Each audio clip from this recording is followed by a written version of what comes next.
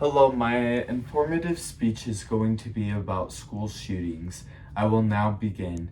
According to CNN News, on February 14th, 2018, Caitlin Karabaki was at work when she received these chilling messages from her sister Hannah, who was on lockdown inside Majority Stoneman Douglas High School in Parkland, Florida, as the shooter roamed the halls. From Hannah, Caitlin, there is a shooter on campus. I am not joking. Call 911, please. Send them to Douglas. Caitlin answered, Hannah, what? Are you serious?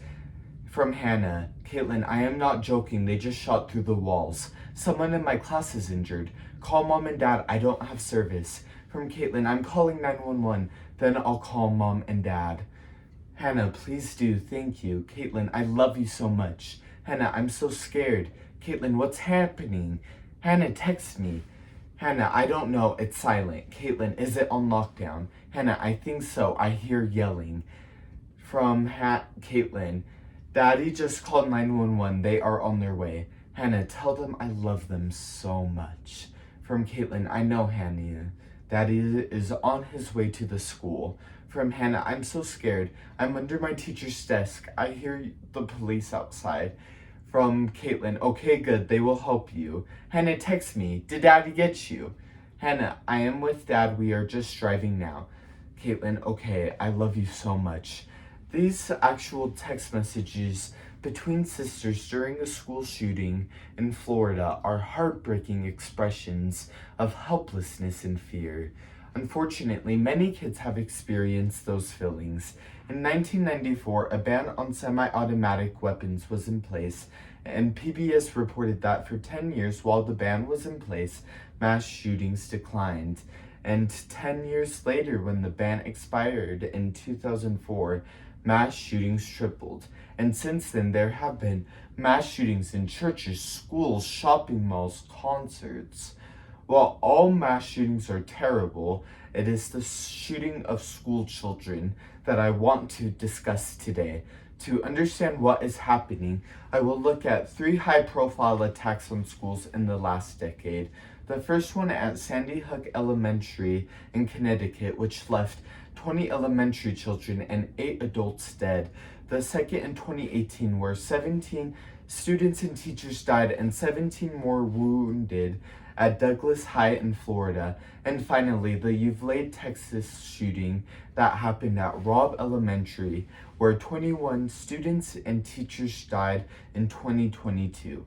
Why can't we control this violence? Did we just give up on it and just think that, oh, we just have to accept this?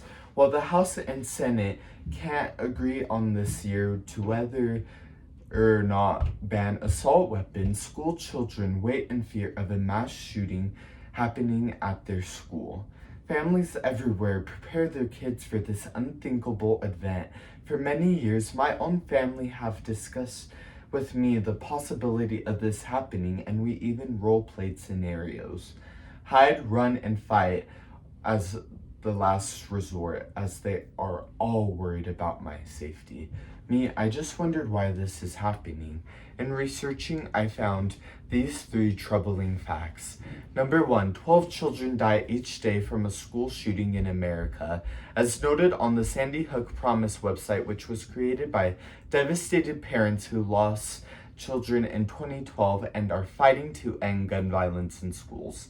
Number 2, the Washington Post pointed out in 2018, more than 311,000 students have experienced gun violence since the 2000s began.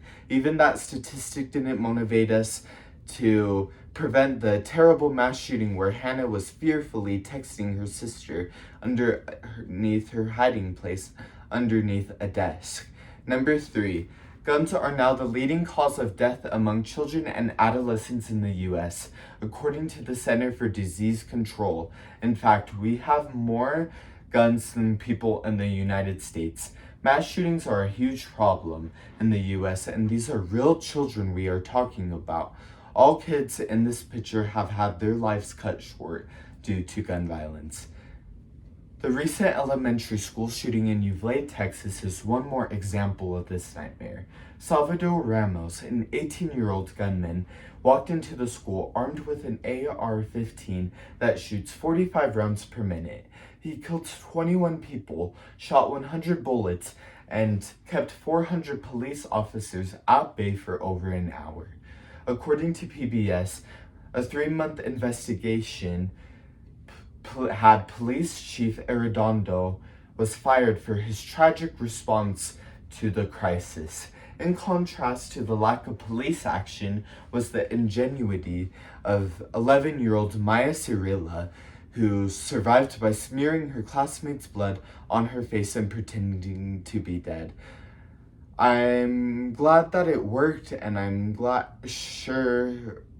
think that her family is grateful, but what was the emotional cost to Maya or the other kids that survived? So what can we do? I interviewed some teachers that are literally facing the possibility of this happening at any time. One teacher from Kansas had these suggestions. Teachers should not pack guns. No one than those in the military should be able to buy military-grade weapons like the AR-15. Increase background check times and wait times to purchase guns. Above all, more energy, time, and resources should be put in mental health care for students through kindergarten throughout high school. A Utah teacher observes that the untreated mental health issues have led to the gun violence crisis, explaining, "We should provide mental health services through school systems because family support systems have become ineffective and kids have to practically raise themselves. Kids in foster and co-parenting arrangements are even more vulnerable to mental health issues. Troubled teens grow into troubled adults. Treating mental health issues while kids are still in school may have helped prevent the Uvalde, Texas shooting, where Ramos retaliated against the school that had expelled him the year before. These two urgent national issues need solutions. Failure to deal with our mental health crisis and failure to limit assault weapons that make school shootings quick and easy. Many compassionate Americans are looking for answers. For instance, the National Institute of Justice lists these 5 issues we must face in order to reduce gun violence. Number 1, most people that commit a mass shooting are in crisis leading up to it and are most likely to leak their plans to others, presenting opportunities for intervention. Number 2, everyone can help prevent mass shootings. Number 3, threat level assessment is a promising prevention strategy and to respond to mass shootings as well as other threats of student violence. Number 4, individuals who commit a mass shooting are most likely to obtain a weapon from theft of a family member, indicating a more secure need for more secure firearm storage practices. Number 5, the overwhelming majority of individuals who commit K-12 shootings struggle with various aspects of mental well-being. The correlation of mental health and school shootings is deadly serious, but solutions must be found. It's easy for stress and depression to overcome a young person. Like many high school seniors, this year has been crazy for me, with people trying to constantly attack me and trying to tear me down. That's hard to withstand without support, which has helped me recognize the strength and support that my family, teachers, church leaders, and coaches and others have given me, and have given me this big support advantage that I've probably taken for granted. We know that the senseless violence in Florida, Connecticut, and Uvalde, Texas must end. No longer should families have to receive text messages like Hannah received from her sister, "Caitlin, there is a shooter on campus. I am not joking." As President Biden has stated recently, our children should be taught to read and write, not to duck and roll. Our children do indeed deserve better.